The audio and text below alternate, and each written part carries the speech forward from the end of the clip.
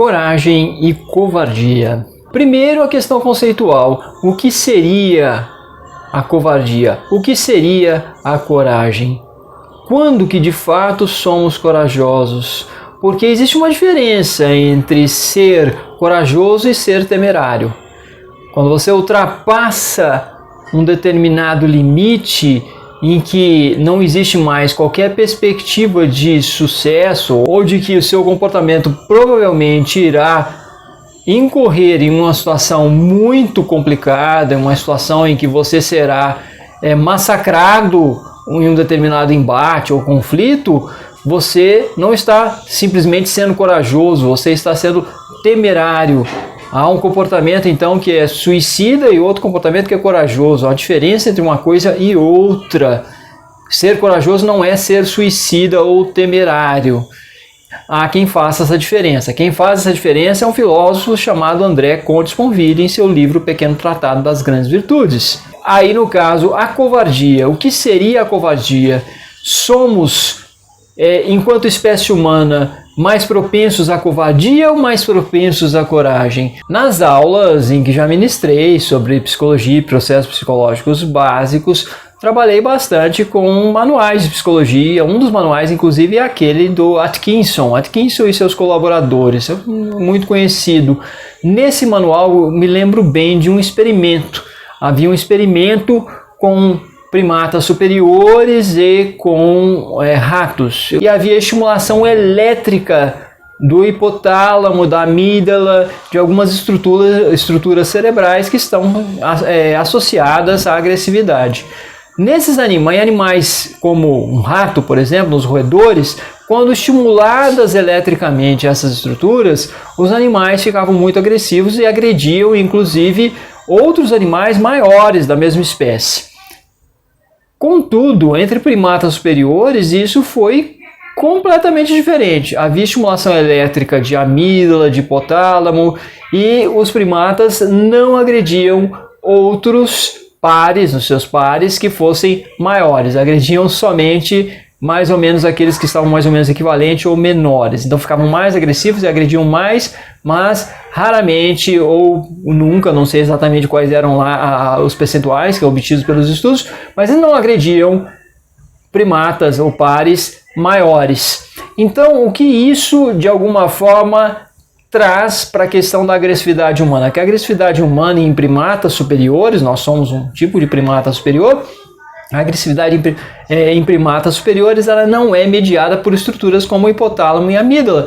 Ela é mediada pelo córtex pré-frontal, que está relacionado a planejamento, a raciocínio, a toda a questão do intelecto. Então a agressividade humana é uma agressividade premeditada muitas vezes, em boa medida é uma agressividade calculada.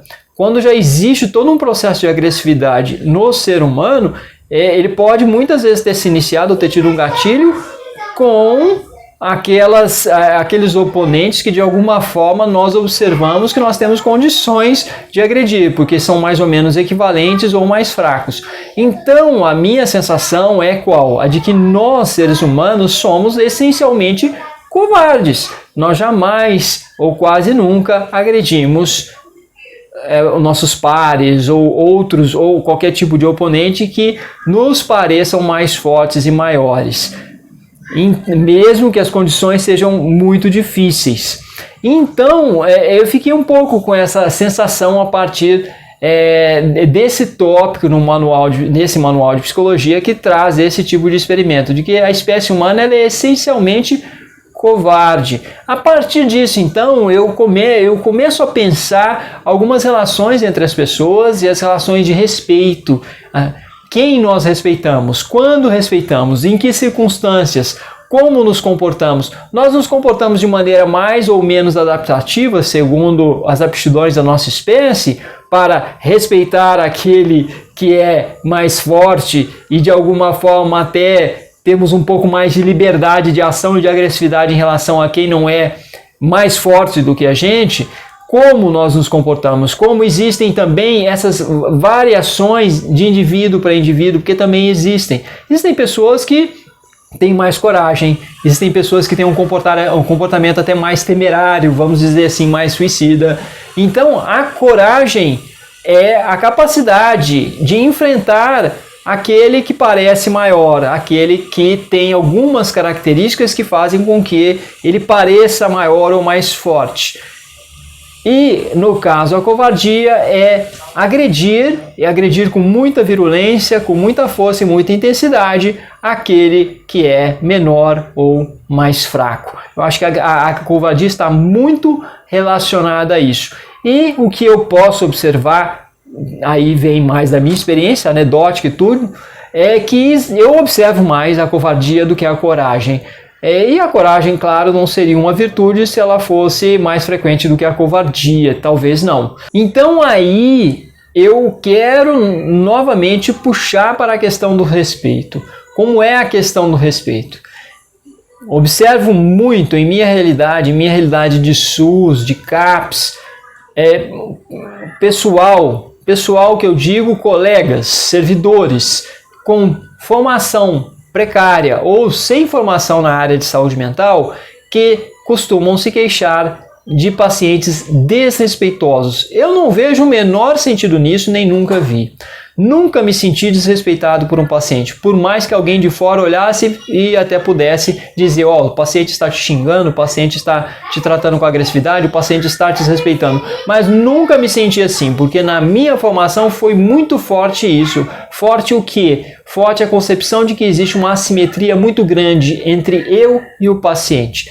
Geralmente assim, tá? Principalmente em contexto de SUS e um contexto de estarmos lidando com populações mais sofridas mesmo, com menos recursos financeiros, populações mais carentes, então menos favorecidas. Então, ao lidar com a boa parte da população que recorre ao SUS, o que eu sinto é que são pessoas que estão, primeiramente, na questão de saúde, estão vulneráveis, estão frágeis, há uma assimetria muito grande entre eu como servidor, como psicólogo e esses pacientes, e por mais que eles estejam agressivos, descontrolados e até, entre aspas, desrespeitosos, eu não sinto assim, não consigo conceber dessa maneira.